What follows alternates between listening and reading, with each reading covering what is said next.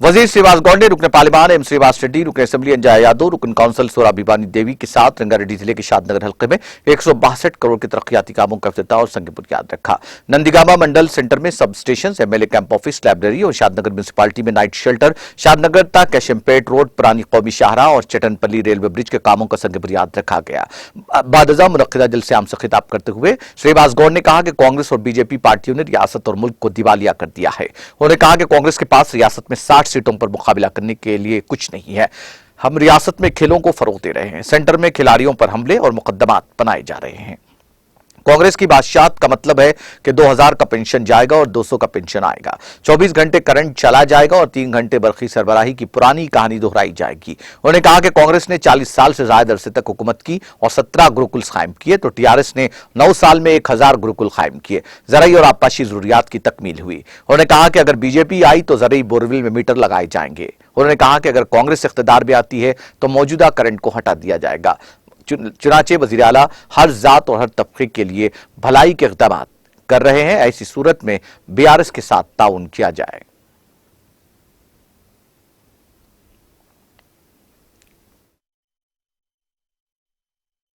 राज्य చిన్నప్పుడు ఎట్లుండే ఊర్లు మహబూబ్నగర్ ఎట్లుండే షాద్నగర్ ఎట్లుండే ఇప్పుడు ఎట్లుందో మీకు అన్ని తెలుసు।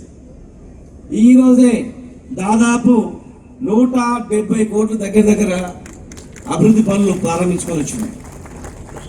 చాలా సందర్భాల్లో మేము ముఖ్యమంత్రి గారి దగ్గర ఉన్నప్పుడే సార్ కొత్తూరు నుంచి రోడ్డు కావాలి, నాకు డబుల్ 4 లైన్ కావాలి, డివైడర్ కావాలి, నాకు హైదరాబాద్ లో కనపడాలని చెప్పి కొట్లాడి పెట్టుకున్నాడు రోడ్। అది కేశంపేట పోవాలంటే మీరు చిన్న ఉన్నప్పటి నుంచి రైలు గేట్ వాడాల్సిందే, గేట్ పడ్డాక మళ్ళీ లేపినాక పోవాల్సిందే। యాసరికి వచ్చిపోయింది సార్, మాకు బ్రిడ్జ్ కావాలని చెప్పి కొట్లాడు పట్టుబట్టి దాదాపు దాన్ని కూడా 95 కోట్లు రాత్రి విస్తరణ 45 కోట్లు రోడ్డుది। Shadnagar to Keshampet BT road 15 కోట్లు, నందిగామ సబ్ స్టేషన్, చాలా ఉన్నాయి। ఇక అన్నిటికన్నా ముఖ్యం ఏంటంటే పేదవాళ్ళు బస్ స్టాండ్లలో ఊరు నుంచి వచ్చి బతకడానికి వచ్చి బస్ స్టాండ్లలో